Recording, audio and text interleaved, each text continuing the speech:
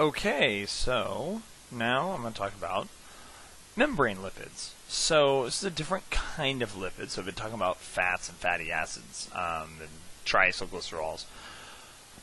Now we're talking about phospholipids. So a phospholipid is a lipid that contains one or more fatty acids. It can usually one or two, a phosphate group, and a platform molecule, and an alcohol that's attached to the phosphate group. Now I'm not going to really get into the specifics. I'm not expecting you to know the details of all this because there's like 3 or 4 different kinds of phospholipids. Let me show you some basics of the structure, and then I'm going to kind of show you the level that I want you to know it at.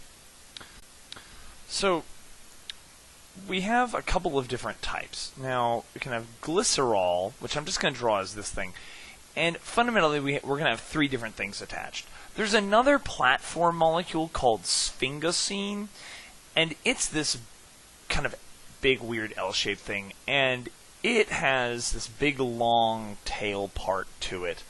And your book shows you a picture of it, but I'm not going to worry about it too much. I'm not going to worry about it, but it has only room enough for, it only has 2 ester linkages. Now, each of these lines I've drawn is an ester linkage. So this is glycerol.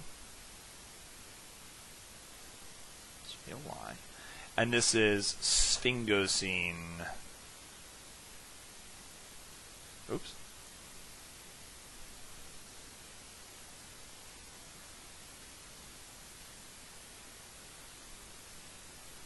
Be careful with my eyes. Sphingosine.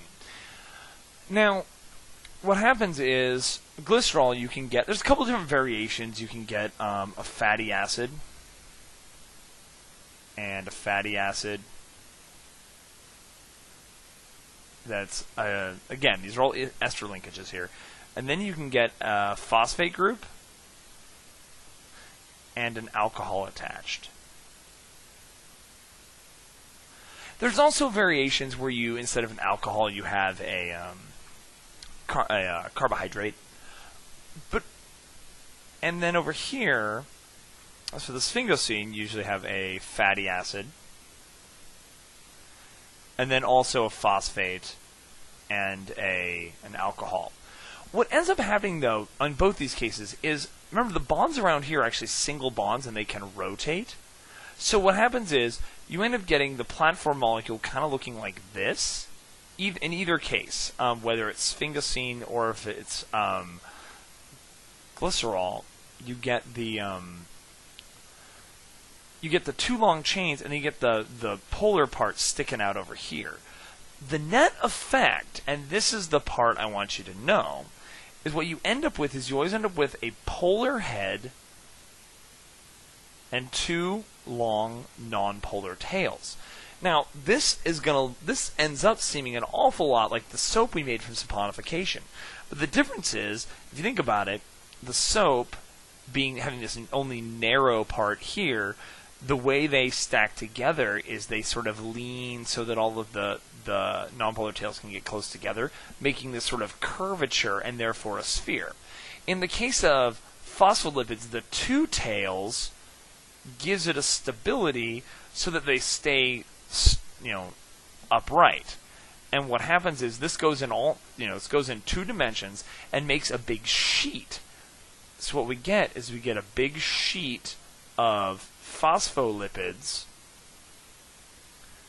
and then we get another layer down here because there's water all over the place. So what ends up happening is each one has 2 tails. Take me a bit to draw, but just bear with me.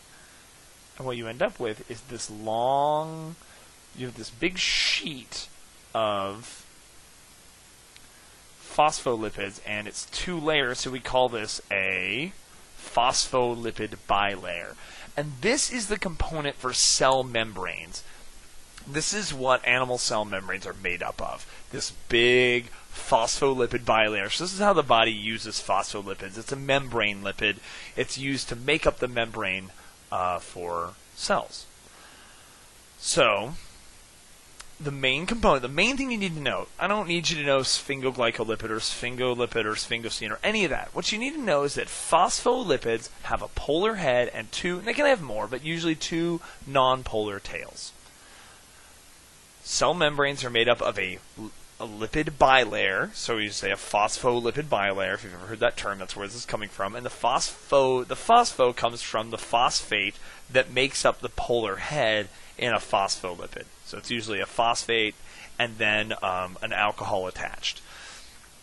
So cell membranes are lipid-based structures, and so what you end up having is you have water out here. Oops. Water out here. So this is because the heads are hydrophilic and the tails are hydrophobic. You have water inside and outside the cell, and it makes this boundary. And it's hard for some things to cross.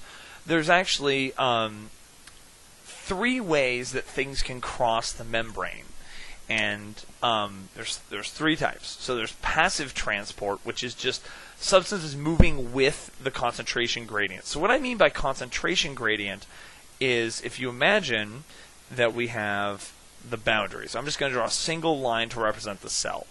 Now, if your concentration of, say, let's just say sodium. I think that's probably a bad example. Let's say like oxygen, O2. O2 can cross through the membrane. If your concentration is, say, 0.001 molar here, and it's 0.002 molar here, right? What's going to happen is dissolved O2 molecules are going to be bumping into the membrane, and they can pass through. It's okay. But because they're more concentrated on this side, they're going to bump into the membrane and pass through more than they pass through the other way. So eventually you move towards where them equaling out. So an equilibrium situation. So moving with the gradient just means that stuff is moving from the more concentrated side to the less concentrated side. So passive transport is just stuff that can go through. It doesn't require any energy. It goes with the concentration gradient. There's no problem. And I don't need you to know what can go through on passive transport. I just need you to know what passive transport is.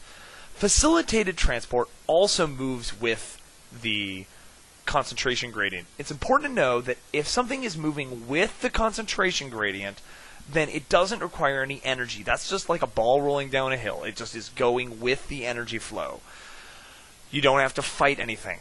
Facilitated transport uses proteins. It's still going with the concentration gradient. You don't have to put any energy in, but proteins are being used to help move things. It's a channel. So there is little proteins sticking out of there's little proteins that span the membrane on either side, and they act like little tubes, little tunnels for things to pass through. So I guess in this case, they would be going out this way with the concentration gradient. No energy required. The last one is active transport. Active transport is where things are moving against the concentration gradient. So if you have 0.001 here, and you have 0.002 molar here, then they act as pumps. So they're going against the natural concentration gradient. This requires energy. They push molecules from the low concentration end to the high concentration end through the protein channels, and at the cost of energy. So you should know you should know generally what makes up cell membranes, how they work, be able to draw a picture of them. The only picture of phospholipids I expect you to be able to draw is basically this. Know your 3 types of transport, and which ones use energy, which ones use proteins, etc., etc.